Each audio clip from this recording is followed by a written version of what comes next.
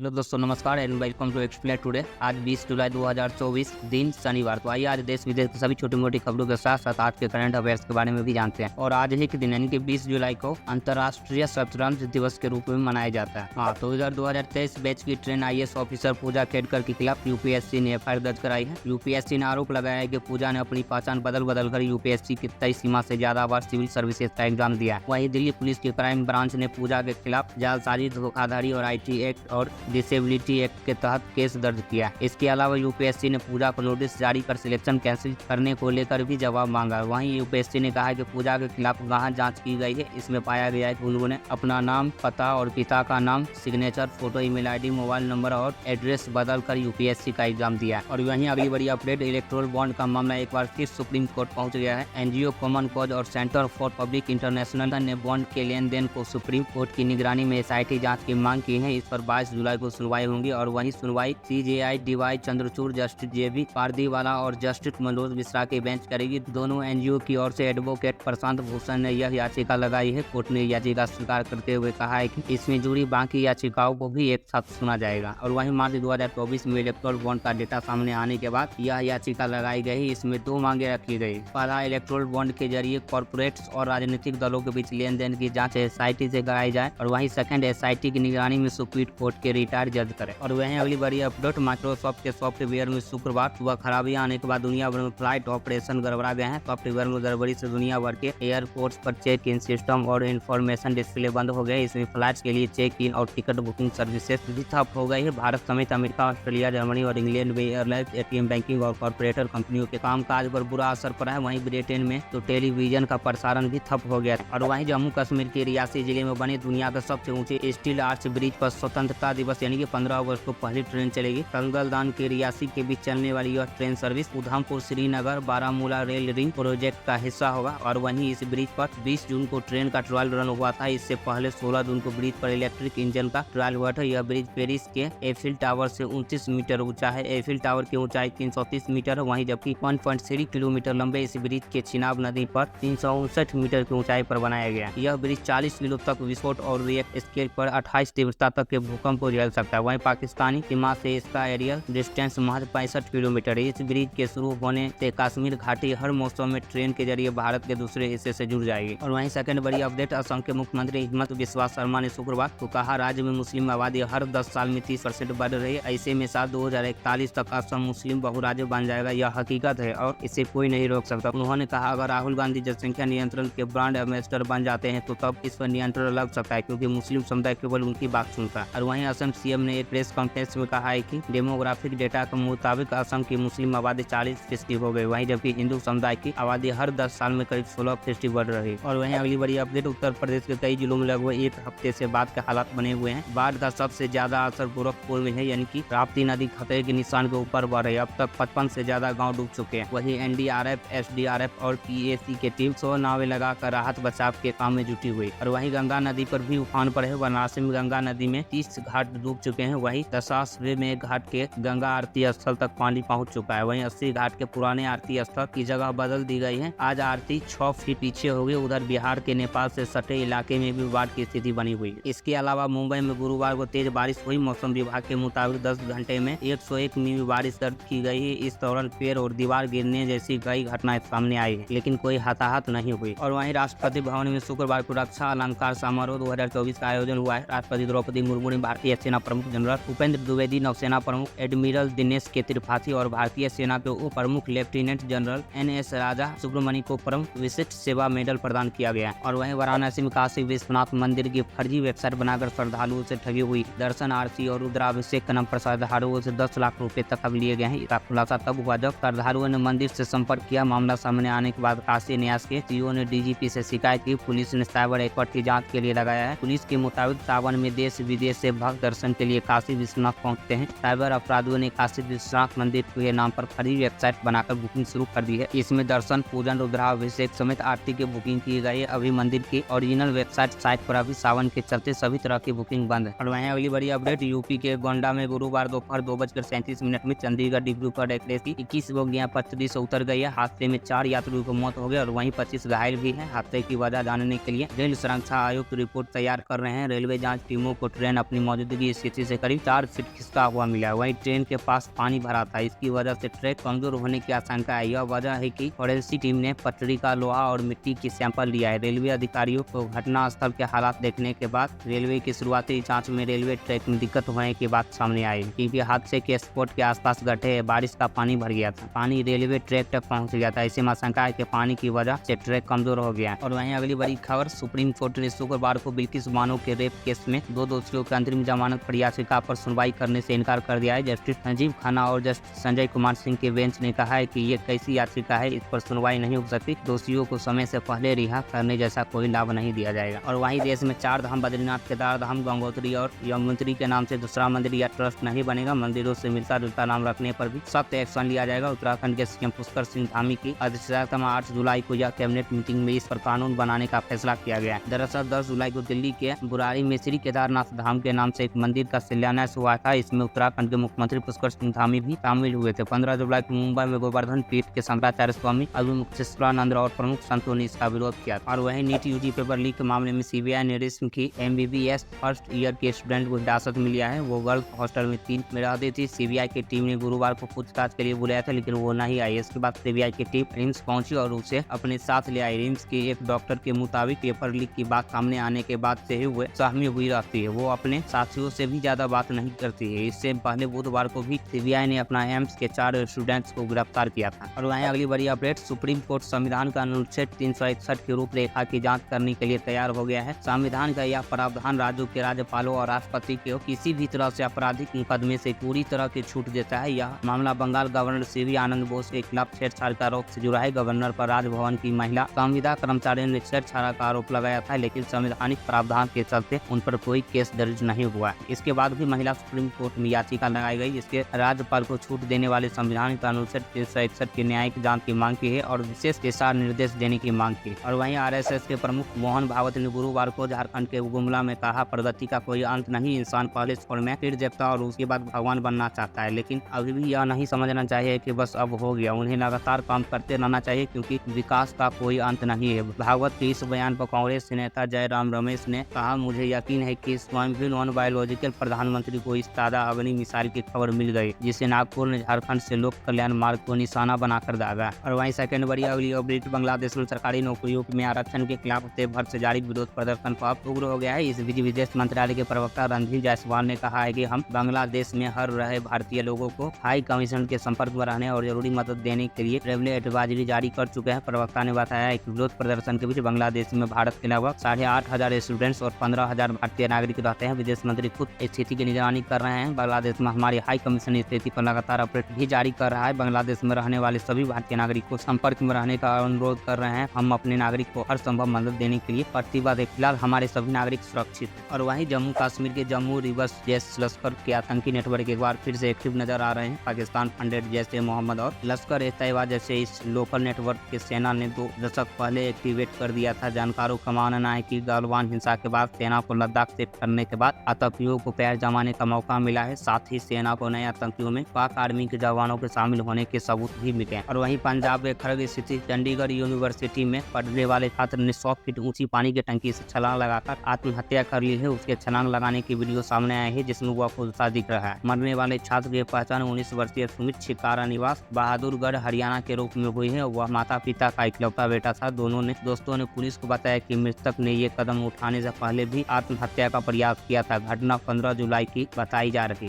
और वहीं विदेश मंत्रालय ने शुक्रवार को भारत में अमेरिकी राजदूत के बयान पर प्रतिक्रिया दी है। विदेश मंत्रालय के प्रवक्ता रणधीर जायसवाल ने कहा है कि भारत भी दूसरे देशों की तरह ही अपनी रणनीति आजादी को महत्व देता है। इससे पहले एक कार्यक्रम में अमेरिका राजदूत गौर सेठी ने भारत रूस रिश्ते पर टिप्पणी की थी, जिसे हमने पिछले वीडियो में आपको बताया था, जिसके बाद जवाब में प्रवक्ता जायसवाल ने प्रतिक्रिया दी है। प्रवक्ता रणधीर जायसवाल ने कहा है कि अमेरिकी राजदूत को अपनी राय रखने का अधिकार है, ठीक उसी तरह हमारे भी अपने और अलग विचार हो सकते हैं। उन्होंने आगे कहा है कि अमेरिका के साथ हमारी दोस्ती हमें एक दूसरे के नजरिए का सम्मान करने की आजादी देती है। इससे हम एक दूसरे के कई मुद्दों पर सहमत भी हो सकते हैं और असहमत भी। और वहीं अगली बड़ी अपडेट, ब्रिटेन के लीड्स शहर में बीती रात हिंसा बढ़ गई है। भीड़ ने पुलिस की गाड़ियों और बसों में आग लगा दी है। ब्रिटेन की मीडिया आउटलेट मिरर के मुताबिक एजेंसी की ओर से बच्चों के माता पिता से कस्टडी में लेकर चाइल्ड केयर होम में भेजा जा रहा था। इसी के बीच विरोध लोग सड़क पर उतर गए। पुलिस अधिकारियों ने बताया कि लीड्स के हेयर हिल्स इलाके के लग्जर स्ट्रीट पर गुरुवार को स्थानीय समय अनुसार 5 बजे लोगों की भीड़ जुटना शुरू हुई। इसके इसके बाद कुछ देर बाद भीड़ उग्र हो गए और इस भीड़ में बच्चे भी शामिल से पुलिस ने पूरे इलाके में हेलीकॉप्टर से निगरानी रख रही है। तो चलिए आज के सराफा मार्केट पर नजर डालते हैं। आज निफ्टी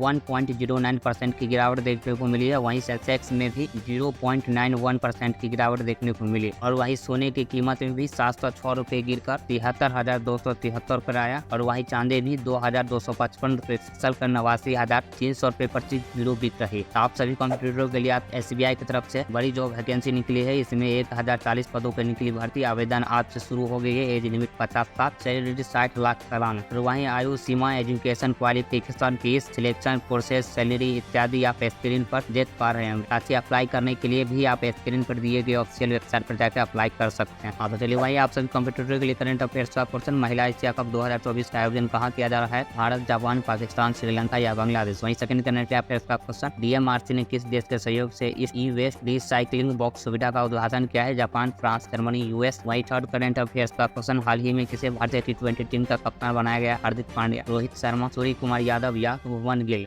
इस फोर्थ करंट अफेयर्स का क्वेश्चन, यूरोपीय संघ के कार्यकारी आयोग के अध्यक्ष के रूप में फिर से किसे चुना गया है? Giorgia Meloni, Swaminathan, Ursula von der Leyen या फिर इनमें से कोई नहीं? इन सभी का उत्तर आपको कमेंट में देना है, जिसका उत्तर सही होगा कमेंट लाइक कर देंगे। यदि आप लोगों को इनका उत्तर नहीं पता है तो आप इस वीडियो को डिस्क्रिप्शन में जाकर इसका उत्तर देख सकते हैं। तो आज के लिए इतना ही। इसी प्रकार के देश, विदेश और सरकारी योजनाओं से जुड़ी खबर पाने के लिए एक्सप्लेन टुडे को सब्सक्राइब व प्यारा सा लाइक कर दें। Thanks for watching.